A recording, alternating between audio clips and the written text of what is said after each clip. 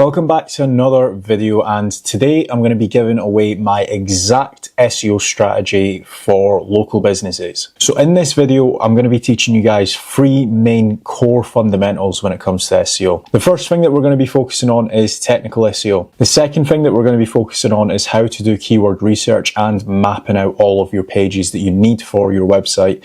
And the third and last thing that I'm going to be teaching you guys is link building and knowing how to acquire links and also what links you should be looking to acquire for your website.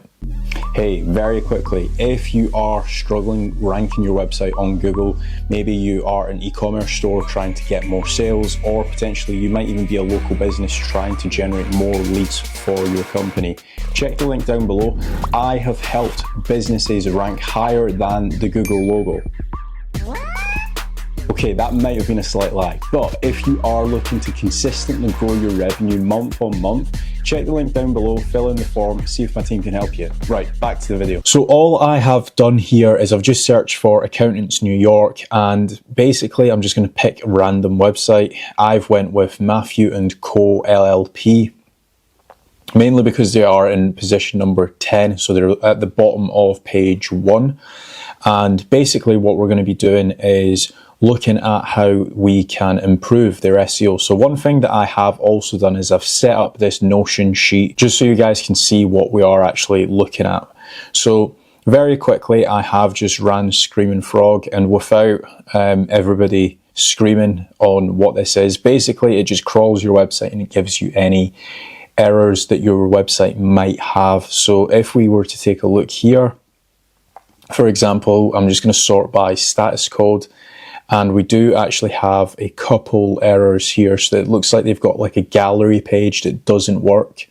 And they also have a /index.php page that also doesn't work. So from a technical SEO point, they aren't actually doing too bad. So what we would be looking to do is just fix those two pages. And so the reason why we are actually looking at the 301s and the 404 pages is that if we have quite a lot of them, it can be detrimental to our crawl budget. So when Google is crawling our website, it basically just gets confused. And if there is a lot of low value pages, that can impact your SEO in a negative way. The next thing what we want to be looking at is fixing some speed issues. So one thing that I like to look at is the actual images on the website. So in some cases, people do upload images and they don't actually optimize them. In this case, they actually have optimized a lot of their images. They're all in kilobytes. But one thing you should be looking to do when you are uploading images through to your website, first of all, if you've took the images on a DSLR, make certain that you have obviously cropped it to size. You don't want to just be uploading the raw images through to your website, because in some cases it might take minutes to load. So the second thing you want to be taking a look at here is also cropping your images to size. In some cases, DSLRs and also iPhones as well, they end up taking photos in 4K resolution. Now, if you're uploading 4K res images, in some cases, if somebody is scrolling your website on their phone, it might take a lot of time for that image to actually load. So section number 3 that we want to be taking a look at is fixing any orphan pages, or in some cases, pages that don't have as many internal links. Now, the reason why we want to be focusing on these is, let's say you have got a page that you really care about. Let's say you want to try and rank for personal injury claims in New York, and that is one of your service pages. If that page doesn't have many internal links, Google doesn't see that page as being very important. So in some cases, you might have orphan pages, which are pages that have 0 internal links. And in some cases, you might have important pages uploaded through to your website, but they might have very low amounts of internal links as well. So if we again go back to the Screaming Frog, what we are looking at is the in-link section and also the unique in-links section. So we're going to actually sort by lowest to highest, and as we can see, we do have a few pages with only 1 or 2 internal links. So let's just take a look here to some of these pages. So they've got a RSS feed that they are internal linking to. They are also internal linking to some of their staff members, which, okay, that does make sense to not have many internal links to some of their staff pages. But they do have a page here, IRS tax bankruptcy, which does have a low amount of internal links, and that is an actual service that these guys provide. So what I would be looking to do is any service pages that you do care about ranking, I would be looking to improve the internal linking and just have as many internal links if it makes sense going through to those pages. Make sure to stick around to the end of the video because I'm actually going to show you guys how you can build more internal linking opportunities to your service pages. The next thing what we want to be looking at is thin content pages. And again, if we go back to Screaming Frog, this will tell us. So there is a word count section here that we can actually sort by lowest to highest. And in some cases, what we would be looking at is, for example, tax publications page only has 139 words. So that would tell me that this page probably needs a few more words on the actual page. So you can definitely add some more content here. Let's look at a few more pages as well. So if we take a look here, tax retention.php as well, that only has 139 words. So there are definitely more words that we could add to the page. Now, what I would be looking to do here is obviously Google the keyword and see what other people are talking about and trying to replicate their content as much as it makes sense, obviously. So the last thing that we are looking at in the technical SEO section is the image ranking. Now, this is super important, more so for some businesses than others. Let's say, for example, you do kitchen remodeling. You really want to focus in on this section because your product or your service is very visual. Whereas if you are, let's say, for example, something a little bit more boring like a law firm, you might not have as much of a visual product as somebody that's doing kitchen remodeling or bathroom remodeling. But a lot of people actually end up using Google image search for their inspiration when you are, let's say, a kitchen remodeling person. So if we head back over to the laptop here, and if you click on the images section here, you actually have got a list of different attributes that we can take a look at. What we want to focus on is missing alt text. Now these guys, again, they do a pretty good job of it here, but what you want to be making certain that all of your images are actually tagged up correctly. Now, one thing that I would mention is actually having the correct naming structure for your images. So if you are uploading an image and it is to do with a nice garden that you might have renovated, you might want to call it patio garden, because again, you just have a little bit more chance of that image actually ranking. Now, what these guys actually do is they actually haven't tagged up the images correctly. So for example, this image is just called Matthew hero1.jpg. What you should be looking to do is naming your files prior to even uploading the files to the website as well. So that's another added tip here. So that's the technical SEO section complete. Make certain prior to doing any of the next steps that I'm going to show you, you fix all of the technical SEO issues first, because even if you were to do the best keyword research and if you were to acquire the best backlinks in the world, if you have a lot of glaring technical SEO issues, the next two steps won't work for your website. So this next section, I'm going to make two assumptions here. I'm going to either assume that you are a brand new business and you might not have a website, so some of the questions might not apply to your site, or in some cases you might already have a website, or you might have even been previously working with an SEO agency and you might want to do this in-house yourself. But if we actually take a look here, every single client that I like to take on, these are 3 questions that I like to ask. Does the website have services listed? All of their services need to be listed on the website. Does the website have supporting articles for each service? And the third step is, does the website have the areas that they cover? Now, if the answer to any of those are no, we should probably focus on that to begin with. So if we take a look here at this website, we can see that they actually do have services here, and they do have quite a lot of services. However, there's always definitely more services that we can add to this. So for example, a few things that I can spot already is they don't actually mention any sectors. So if we just open up a sheet here, they've obviously got business services. So they've got small business accounting, audits, forensic, cash flow, etc. But they could actually add another section to do with the sectors that they work in. So for example, if we just clean up the sheet a little bit here, they could have a page on accountants for farmers, let's say. That could be a keyword that they might want to go after. Now, obviously, they are in New York, so maybe not for this accountancy firm, but let's try and find a few others. Accountants for lawyers. Accountants for doctors. So you've got what I like to call sectors that they work in. Now, every single, or a lot of companies would work in sectors. So for example, you might do double glazing for domestic homes, but you might also do double glazing for office buildings as well. So just think outside the box a little bit there. So they've definitely got a few sectors that they could add to their website. So they've actually got industries down here, but they could definitely expand on that.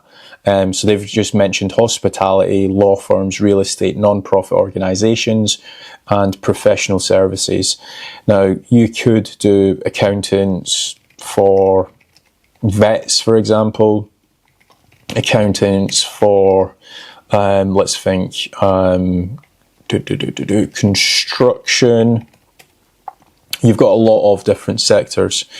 And another thing that they don't actually have, so if we go back to our sheet, I'm going to actually add in another section just below. Does website have sectors listed? So they don't, or actually I'm going to put yes, but only 4. Does the website have the locations they cover listed? In this case, they do not. So what we want to do is go back to our sheet and locations.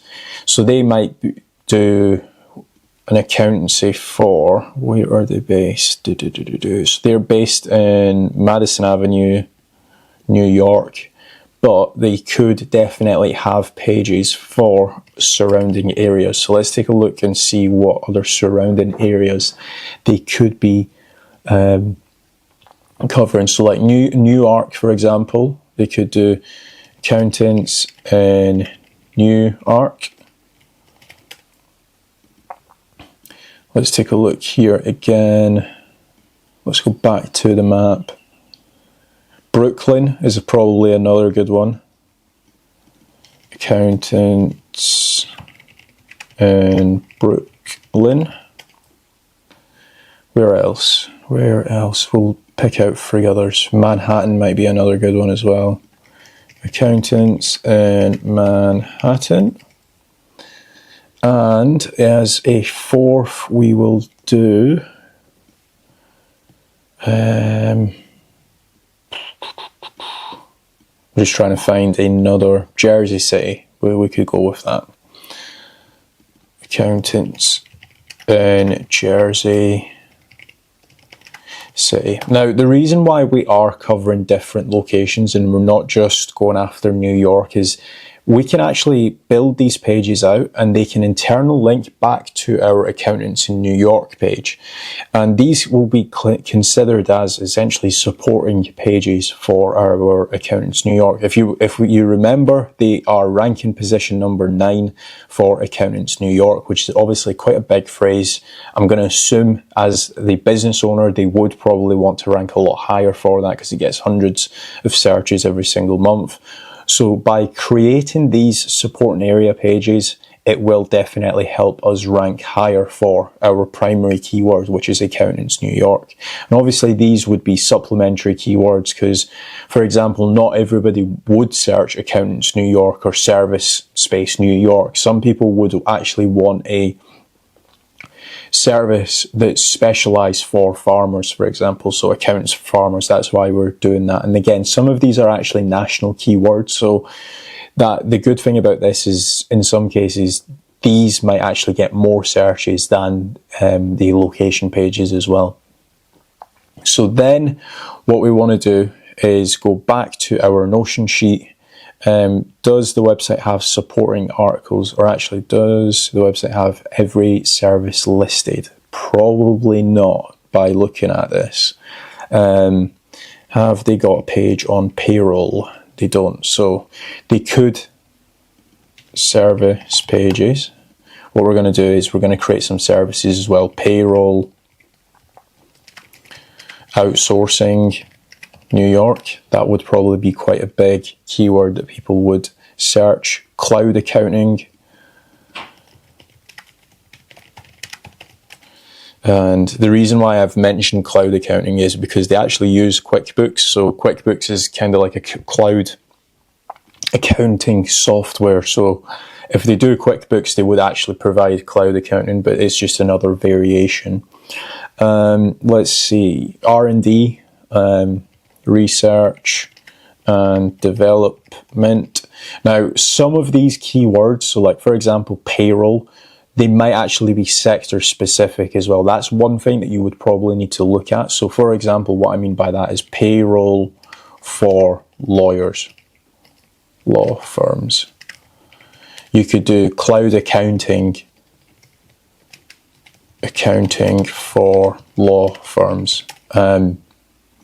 I'm going to assume that some of these will be sector specific. One thing you always want to do is obviously just make certain that you're Googling all the keywords. In this case, it does look like it is cloud accounting for law firms. You've got Sage, Clio, Xero, Insight, legal software. So it does look like some of these services are actually sector specific, so we're just building more articles. So what we've just done there is we've kind of mixed a service plus a sector and we've just matched it together. Now in some cases, for example, I'm going to assume cloud accounting for farmers might not be. Accounting for farmers. Actually it is. Okay. So you do have a long list of pages that we actually need to build out now very quickly. So if we go back to the Notion sheet, what we're going to do is we're going to click do no. Does the website have supporting articles? Let's actually take a look at their blog section. So they've got guides.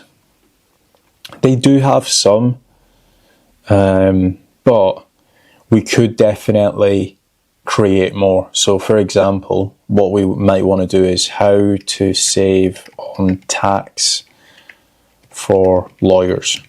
You could create an article that is solely talking about that. The seven top tax deductions for lawyers and law firms. You could definitely write an article on that. Actually, I'm just going to grab that as a supporting article. Supporting article. So going back to this sheet, we obviously have got our sectors, we've got the locations, we've got the services. Now supporting articles can support any one of these pages. Now what I mean by that is, for example, we've just done 7 top tax deductions for lawyers and law firms, right? This could be a supporting article for our accountants for lawyers page. So you could do various different articles like that, but you can also do articles like how to save money in New York, for example, or sorry, how to save tax in New York. So that would be a supporting article for your accountants in New York page. So you've got a variety of different supporting articles that you can do. I'm also going to show you a different keyword strategy that you can do for your supporting articles. So does the website have supporting articles listed? Yes, they do, but they could definitely add more. The next way that we can create supporting articles on our website, or blog articles, is I highly recommend every business owner go and ask your sales staff what are some commonly asked questions that you get on the phone, because 9 times out of 10 your sales staff will have a list of 10 questions that they always need to answer, because everybody's asking that whenever they phone. So if they are getting that question on a phone call, that typically means that people are also Googling that question, which you can create a blog article on. So that is one of the questions that we actually have here in the Notion. So asking sales staff, have they asked their sales staff for supporting articles or blog articles? 9 times out of 10, I want to say that a lot of business owners, they actually haven't, but that's a very good place to start. And you don't even need any SEO tools to do any of these that I've just shown you so far. So then we have got Ahrefs, and what I like to do with Ahrefs is use the content gap section. So what we are doing here is we have just fired in the website that we're looking at. As you can see, it's not got great stats here, but what we want to take a look is at the content gap section. So if we click on content gap, and then what we're going to do is we're going to go back to our seed keyword, which is accountants in New York, and we're going to select the top 3 websites. So we'll go with Miller and Co, and we're going to fire that website in position number 1. And we'll go with Chan Company LLC. Again, put these in position 2. Make certain that you are doing it at domain level. And then we're going to find a third one here. We'll go with these guys, Herman Yu. And again, we will paste those in position number 3. And basically what this does is it will tell us all of the keywords that they are ranking for that we aren't. Now, in some cases, you might want to swap this over to intersection of 3, but because we don't actually have many articles on our website, we're going to be taking a look at what articles we should be publishing. So for example, they actually do cover dental accountants as well, which could be another keyword that we want to grab and go over to our sectors page here, dental accountants, and create a page on that, because again, there will be a lot of people searching that. Let's take a look and see if we have got any more. How to find an accountant for small business. Now, again, if we go back to this website here, they do actually have a page on small business accounting, but this could actually be a supporting blog for that page. So how to find an accountant for a small business, that could in turn link back to our accountant for small businesses page. Let's find a couple more pages here. Business tax CPA. So some of these guys are CPA registered. I am not certain if these, yeah, they actually are. Matthews and Co, they are actually CPA. So we could create a page on CPA Accountants New York as well, because that would be a very different intent. Doctors accountants, so again, sector based. Accountants for physicians.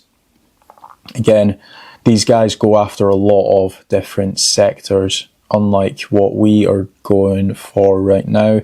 Tax service companies, tax accountants, small business. Let's see if we can, business registration services as well. So as you can see, we are very quickly creating a load of service pages, sector pages, and also supporting articles as well. So now what we are going to take a look at is a tool called Keyword Chef, and for anybody that has never used it, it looks something like this.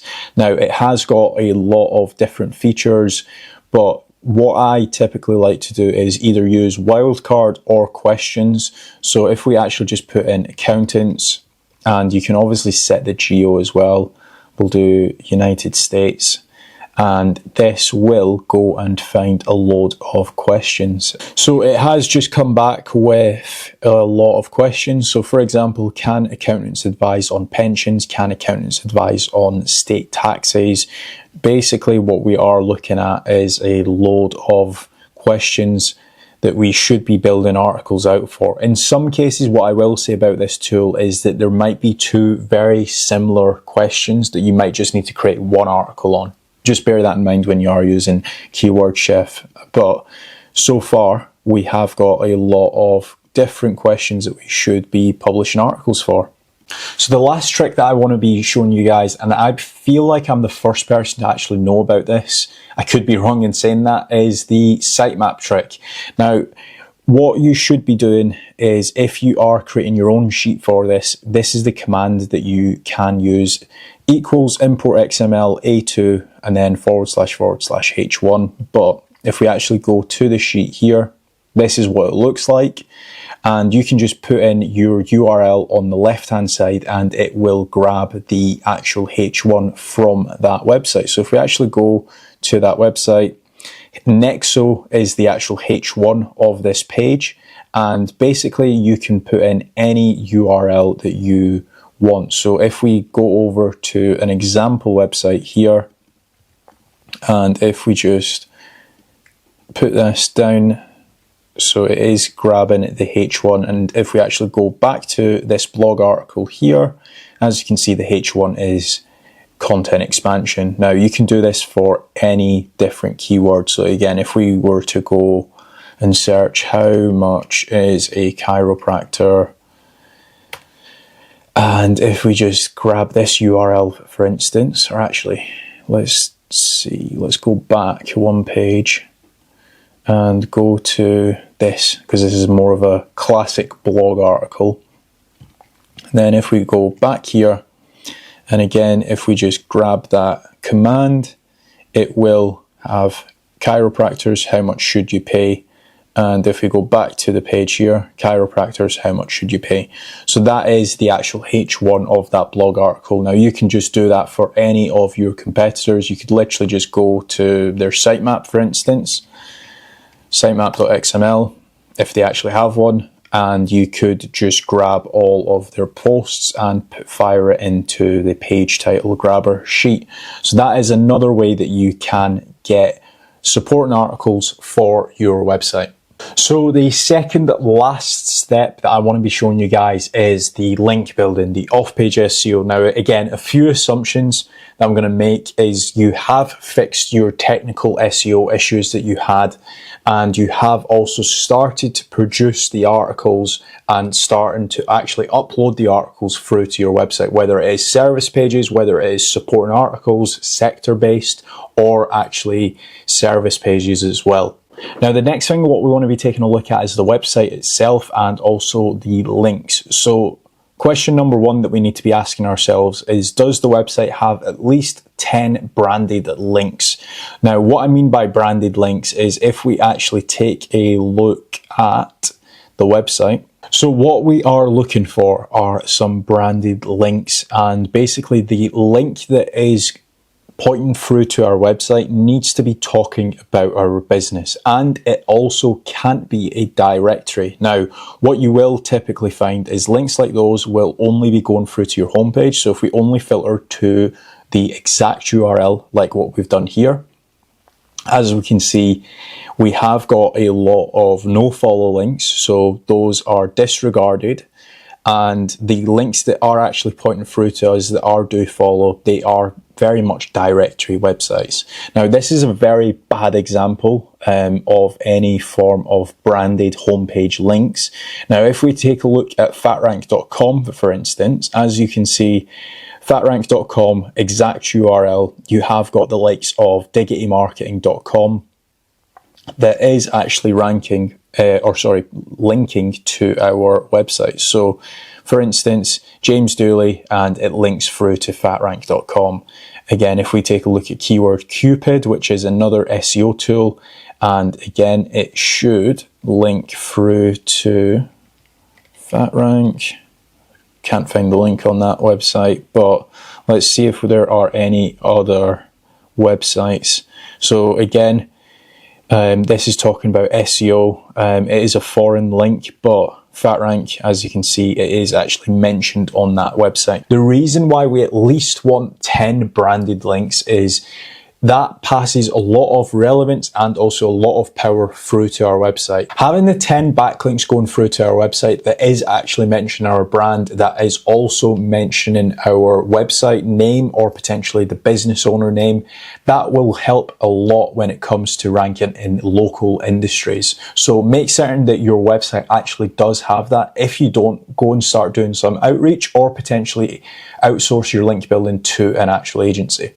So the next thing what we want to be looking at is the inner pages. Now, the inner pages, we have just spent a long time uploading and also crafting the ideas. So for example, the service pages, the location pages, the inner pages, we want to be making certain that some of those pages are actually being linked to by other websites. Now, in this case, if we actually take a look here, all I've done is I've just searched Best Buy links, and as you can see, we only have 2 service pages that actually have any links going through to them, and one of which is a no-follow link. So in this case, it does not pass the test. What I would be looking to do is any service pages that are very profitable for the company, I would be looking to actually build more high quality links going through to that page. So then we have obviously got citations. Now citations, if you aren't doing any form of citation building, I highly recommend it. It can be a very time consuming task, but it can obviously help your website. Now, for anybody that doesn't know what a citation looks like, if we take a look here, they do have quite a few citations. They've got 17, but what I would be aiming for here is at least a minimum of 100, especially if you are in the US. In the UK, we actually recommend anywhere between 200 and 300, but we actually have got a really good provider when it comes to citations, and they find us niche relevant citations. So if we are trying to rank a law firm, we need to be listed on other niche relevant law firm related citations and directory sites. In some cases, we can go broad or also location specific as well, but in this case, they've only got 17. There is a massive room for improvement in this case as well. So the next thing what we want to be making certain of is any form of link building that we are doing. It doesn't matter if it is guest posting, link inserts, or digital PR, for instance. You want to be doing tiered link building, and that basically means if you acquire a link from Forbes.com and it links through to your website, you want to be building links through to Forbes.com page talking about your website. Now, the reason for that is the Forbes page will start ranking for more keywords and it will start getting more traffic, which ultimately means that your website will get more traffic and also link juice. And if you're not doing any form of tiered link building, you definitely should. Now, so if we take a look here, I've just went to the backlink section and I am sorting by highest to lowest on referring domain. And this basically shows us any links that have got any tiered links pointing through to it. So they only have 2 backlinks that have got 3 links pointing to each. Now, all of their entire backlink profile doesn't have any tiered links. So bar those 2 links at the top, nothing else has any tiered link building.